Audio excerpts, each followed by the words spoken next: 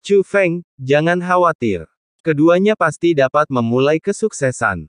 Dan dari apa yang telah kita lihat sejauh ini, karena orang-orang telah merasakan panggilan dari 5 bintang pertama, kemungkinan besar orang-orang juga telah merasakan panggilan dari 2 bintang terakhir. Tidak perlu khawatir, tidak ada yang bisa membukanya. Aneh saja kamu tidak merasakan panggilan itu. Tanya Dandan. Saya benar-benar tidak merasakannya, tapi saya menghargai harapan baik Ratu. Chu Feng memang yakin bisa membuka 1 bintang, tetapi untuk yang satu lagi, saat ini memang belum ada kandidat yang cocok di antara orang-orang mereka. Namun, Chu Feng tidak terlalu khawatir. Ia juga merasa apa yang dikatakan Dandan masuk akal. 2 bintang lainnya mungkin sudah memiliki makam kuno dan dapat memilih penerus mereka sendiri. Maka, Chu Feng duduk bersila di tanah dan memulai kultivasinya. Warisan di sini tidak dibuka olehnya, jadi Chu Feng tidak bisa melihat banyak sekarang. Berhasil atau tidaknya rencana ini sepenuhnya bergantung pada kemampuan Raja Baru dan Song Yun. Adapun yang lainnya, mereka semua berlatih sendiri-sendiri. Terutama Yuan Yanri, Wang Qiang, Bai Yunxing, Xiao Yuer, Xian Hai Shaoyu dan lainnya. Mereka masing-masing telah menerima warisan, tetapi belum terintegrasi sepenuhnya, jadi selama ada waktu, mereka akan terus terintegrasi. Namun seiring berjalannya waktu, semua orang tiba-tiba membuka mata mereka, terbang ke udara pada saat yang sama, dan melihat batu nisan kedua.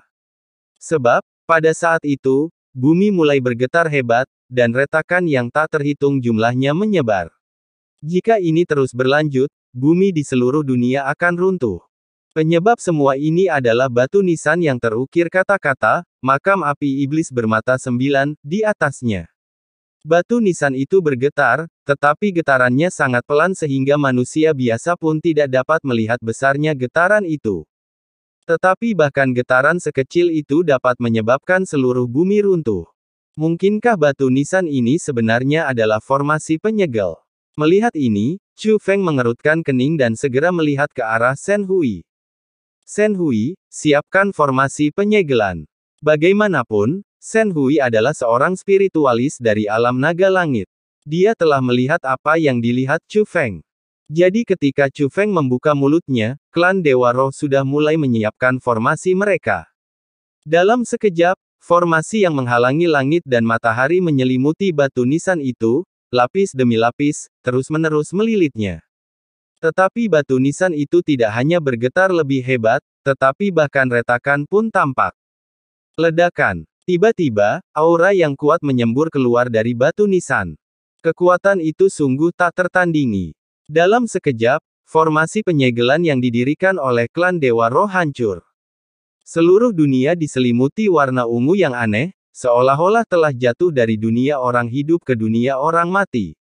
Itulah kekuatannya. Kekuatan itu menyelimuti seluruh dunia makam dalam sekejap, membentuk pemandangan ini. Oh tidak, pada saat ini, bahkan Chu Feng yang biasanya bersikap tenang dan kalem, alisnya semakin berkerut, karena saat ini, tidak ada seorang pun yang bisa bergerak. Semuanya diikat. Namun tidak sesederhana Chu Feng dan lainnya yang dibatasi kebebasannya.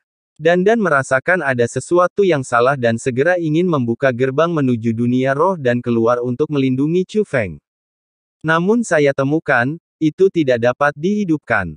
Chu Feng, mengapa aku tidak bisa membuka gerbang ke dunia roh? Dandan bingung dan mengira itu adalah perbuatan Chu Feng.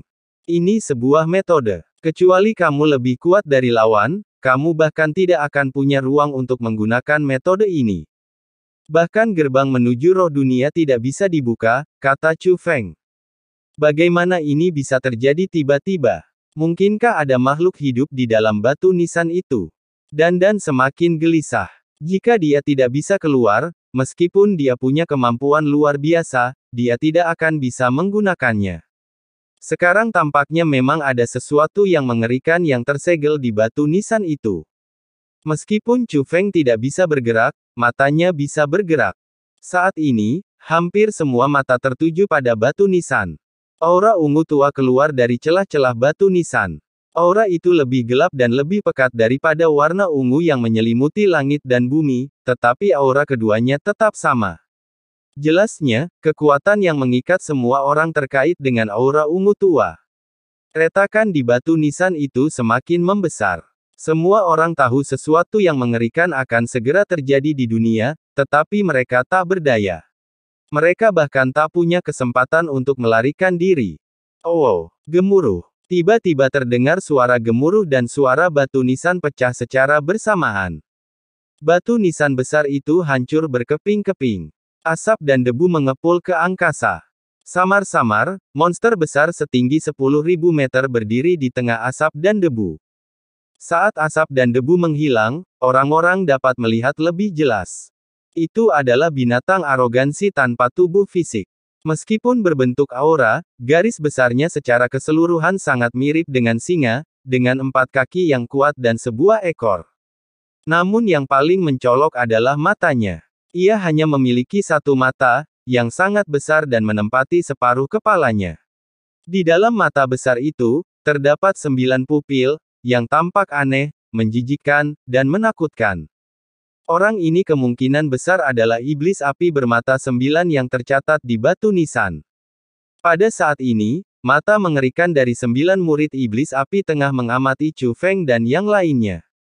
Pada saat ini, Chu Feng dan yang lainnya bahkan tidak bisa mengucapkan sepatah kata pun. Tentu saja, formasi teleportasi yang Chu Feng siapkan untuk klan Dewa Roh sebelumnya tidak dapat digunakan. Setiap orang adalah domba yang harus disembelih. Akhirnya, tatapan api iblis bermata 9 tertuju pada 5 orang yang hadir. Mereka adalah Bai Yunxing, Wang Qiang, Yuan Yanri, Xiao Yuer dan Xian Hai Shaoyu. Desir, desir, desir, desir. Pada saat ini, 5 nyala api, bagaikan 5 jarum dan benang, keluar dari tubuh api iblis bermata 9. Pada saat yang sama, ia melewati tubuh Bai Yunxing, Wang Qiang, Yuan Yanri, Xian Hai Shaoyu, dan Xiao Yuer. Aura itu luar biasa, mengandung kekuatan yang tak terbayangkan. Kerusakan yang ditimbulkannya jauh lebih besar daripada sekadar menembus daging. Karena Xiao Yuer dan kelima orang lainnya melolong kesakitan pada saat yang sama. Ini menunjukkan betapa menyakitkannya bagi mereka untuk menjadi seperti ini. Brengsek. Melihat ini, Chu Feng mengerutkan kening, dan sedikit tekad muncul di matanya. Namun pada saat itu, terdengar suara dari langit. Beraninya monster yang ditinggalkan zaman dulu ini keluar dan berbuat jahat. Saat suara itu terdengar, semua orang menemukan bahwa tubuh yang terikat telah mendapatkan kembali kebebasannya. Lalu semua orang mendongak ke arah datangnya suara itu.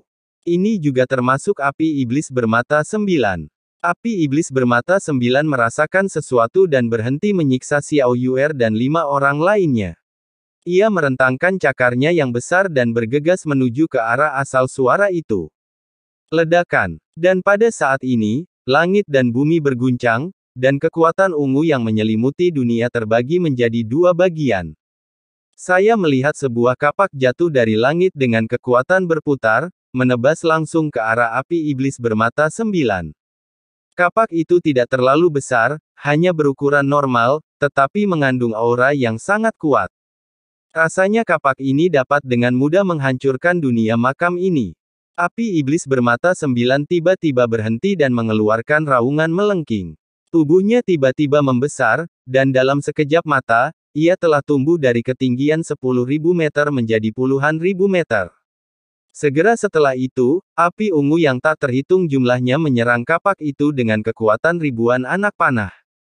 Tidak menyinggung. Setelah terbang dalam jarak tertentu, api ungu itu saling terkait satu sama lain untuk membentuk jaring pertahanan yang besar.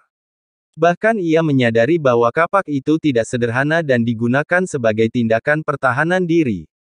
Namun tiba-tiba kapak itu menghilang. Saat berikutnya, seberkas cahaya dingin menembus kehampaan.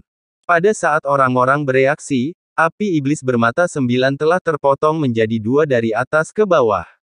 Itu kapak. Setelah membelah api iblis bermata 9, kapak itu terus berputar ke bawah tanpa melambat sedikit pun.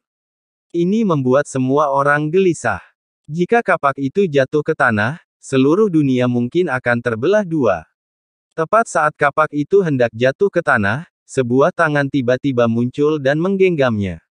Dia adalah seorang pria parubaya yang penampilannya tidak terlalu mencolok. Di sampingnya berdiri seorang wanita muda berambut pirang, bermata biru, dan telinga lancip.